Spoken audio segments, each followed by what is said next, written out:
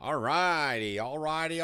We're going to do more triangle stuff. We learned in the last lesson, we learned about the incenter and the circumcenter, which connect with the angle bisector and the perpendicular bisector, respectively. We learned them in the reverse order last time, but it's fine. I'm just saying stuff out here. We're going to learn two more today. This is going to be both more and less difficult, this lesson. It's liable to be a little tiny tit shorter. One of these, of the two that we're learning, is the theorem associated with it is a little bit more complicated, although once you kind of see it, I think it should be fairly straightforward. And the other one is even simpler because it's purely definitional. In other words, there's not a theorem associated with the other one. We're going to kind of tell you what you can learn from it if you know that it's true. So let's dive in, and I'll quit talking about gibberish. So the first definition we're going to learn is the medians of a triangle. So the medians of a triangle, definition for the median is the segments. What am I writing? Segments which connect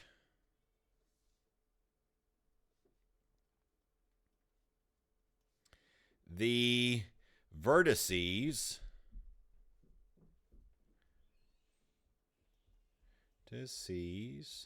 to the opposite midpoints. So as I was writing this and looking at the fact that I already had this picture, this is going to be a side. If you're a pure YouTube watcher and you're not actually in my class, you can skip ahead a couple of seconds because this really doesn't apply to you. I should note that if you're in my class and you are taking notes from these videos, which you are supposed to be doing, hopefully that's why you're watching it, you need to take all of the notes, including drawing the pictures and doing the proofs and all the things. Should be self-explanatory, but apparently after grading some notebooks just a little while ago, it's not. And so, take all of the notes, draw the pictures, get your ruler out, do all the things. They're much more useful to you if you will, take the time to do them and do them right. So we already have one of the medians drawn. Now there are, just like the other types of segments, there are 3 medians for each triangle. So you could have this one right here, which connects from this vertex to this midpoint of the opposite side. Opposite. Does that have an E on it? Yeah, it does. All right, so let's draw in our other midpoints at least as best we can, right? So, all right, there's one of them, and let's see if we hit something pretty close. That looks pretty close. So we need to mark this. If this is the midpoint of this side, then these two sides would be congruent, right? Same thing here. So there are all of the medians of this triangle. Now, just like our other two in our last lesson, the median has a special name for its point of concurrency, and that name is the centroid. Okay, so here is the centroid. It's kind of the same sort of picture we have right here. As per my earlier comments, you don't necessarily have to redraw the picture if it fits, but make sure your notes are neat and you can use them in the future. It just makes sense. I don't know why some things are complicated. So the centroid is the point of concurrency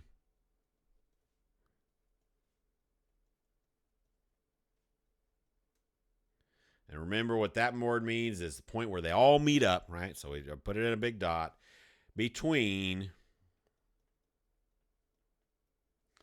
the medians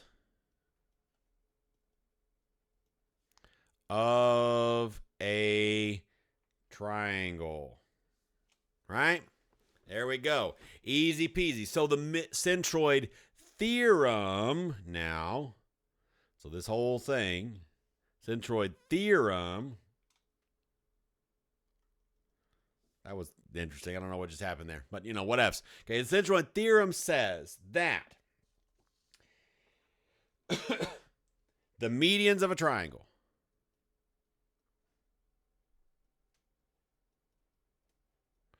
of a intersect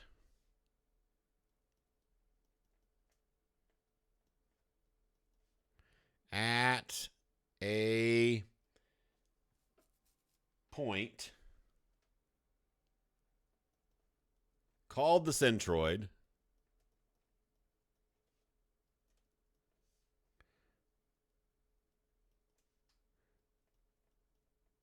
which is 2/3 of the distance. 2/3 of the distance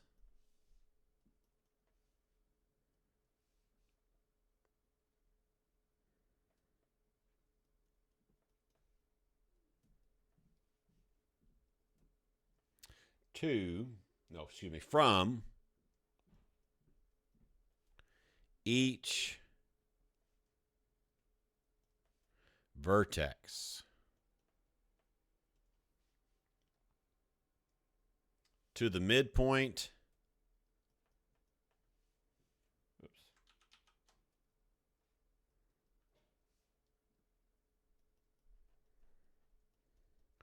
of the opposite side.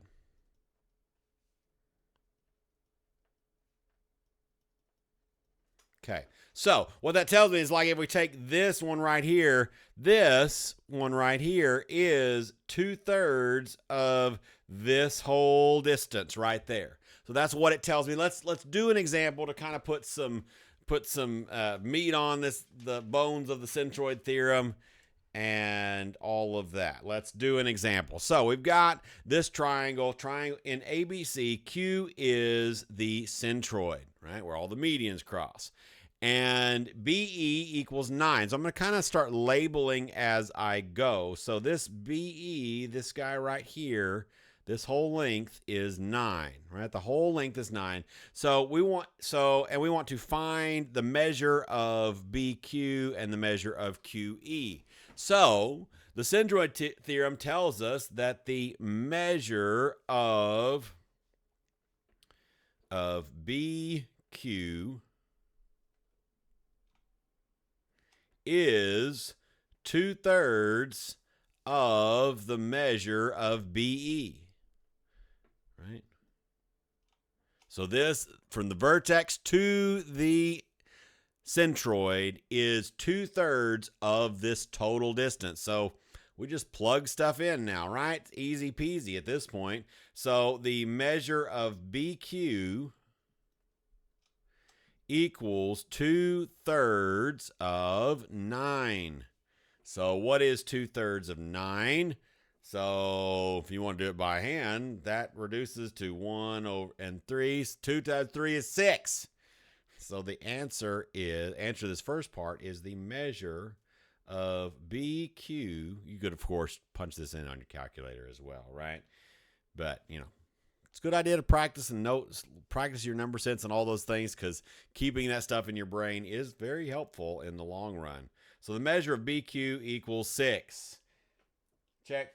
Survey says, notes, other things. Yeah, it looks beautiful. Okay, so if the measure of BQ is 6 and the measure of BE is 9, well, 9 minus 6 means that QE is 3. So the measure of segment QE equals 3. No problemo. Don't know why I'm chucking that in there like I'm done. I'm not quite done. We've got a little bit of vocabulary still to do. So the one I've been promising for, you probably figured out from the title that the fourth one is an altitude. Now, an altitude you've seen before, because altitude you have been told kind of mistakenly, as you're going to see, because it gets confusing. And if you think about it this way, is you've probably been told that altitude is synonymous. In other words, it means the same as height. Well, that's not quite true, because if we take a triangle and turn it on its side, then it's not really height. Okay, so what it is what the definition of is. Now I'm starting to sound like Bill Clinton. Don't look it up. Okay, an altitude is a segment, or the segment. Altitudes are the segments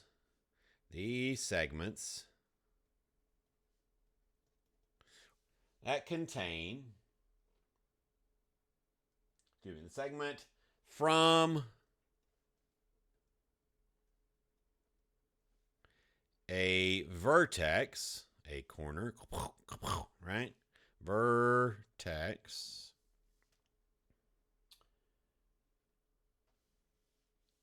to the line containing, to the line containing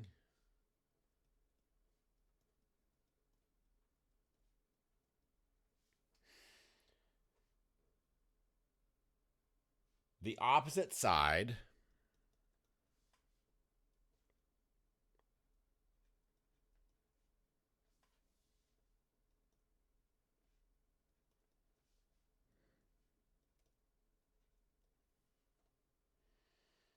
and perpendicular to the opposite side.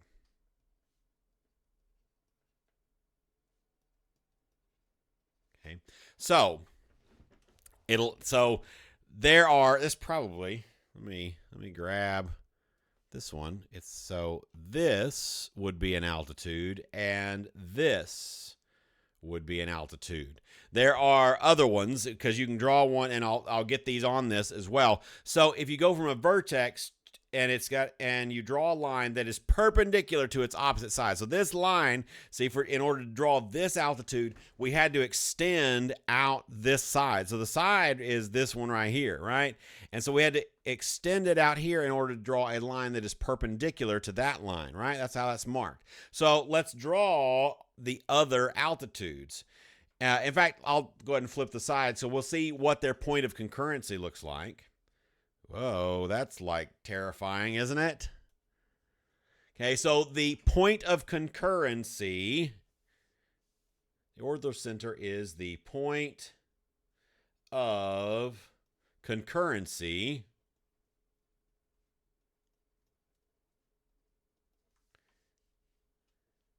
between the altitudes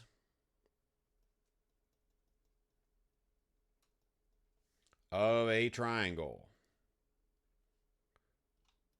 It's called the orthocenter. You notice it just says orthocenter, not orthocenter or theorem, because there isn't really a theorem associated with this. I will tell you in a second some things that we can kind of think of if we know that it's an orthocenter, something that you probably can think of based on some other things to the two previous ones as well from our first lesson. And I'll go ahead and give you a spoiler that we want to start looking for right triangles, right? Okay, so all that to say, this pretty one here, and then I also kind of crudely drew this one. Let me darken up the triangle itself so you can see what's happening with this one. Let me make my line a little bit bigger. Whoops. So this is the triangle itself that we're looking at in this kind of quickly drawn example. So the orthocenter, so if we draw the altitude, so see we connect the vertex with a line that is perpendicular to the opposite side. So this right here is an altitude. This right here is an altitude. This right here is an altitude. And this right here is an altitude. These lines right here. So these ones, and then the same for this guy, right? This is an altitude drawn from this is where when it's an obtuse triangle, it gets a little trickier to see, right? So it's drawn from the vertex in a line that is perpendicular to the opposite side. So that is this dot. That's an extension of this side over here, right? And so this is the line that goes through this vertex and is perpendicular to the opposite side, right? Okay, so this one to go through this vertex and is perpendicular to that side. So this guy right here, right? This one goes through this vertex and is perpendicular to the opposite side, right? So these guys, all of kind of the light purpley ones, are the altitudes. They go through a vertex, and through a line and a line that is perpendicular to the opposite side, right? As if the triangle is sitting straight up and down, that would be the height, right? If this was the top of the triangle and this was the bottom of the triangle, we could also call that the height. Kind of depends on how the triangle is turned. So it can relate to height, but it doesn't always if we think about height as being up and down.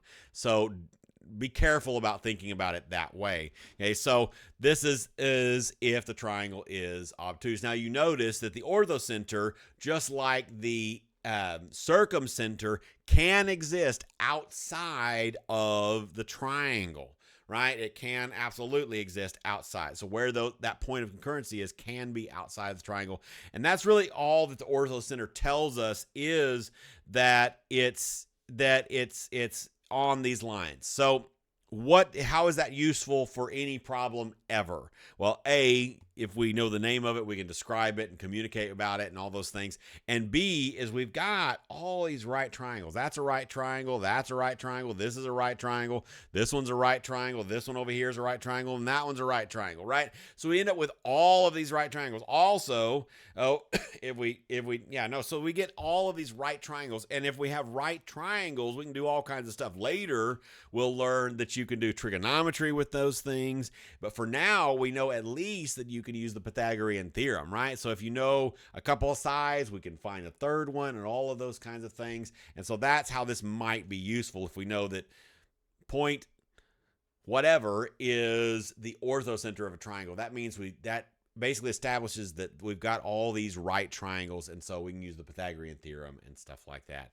So that is it for this lesson. It's a little bit shorter of one, but still just as vocabulary heavy. We will see you in the next one, in which we talk about inequalities in a triangle and all kinds of cool stuff with that. I will see you in the next one. If you're one of my students, I'll see you in class. Do your homework, all of those things. If you're not one of my students, thanks for joining us. Everybody, don't forget to like, comment, and subscribe. Have a great day. Bye-bye.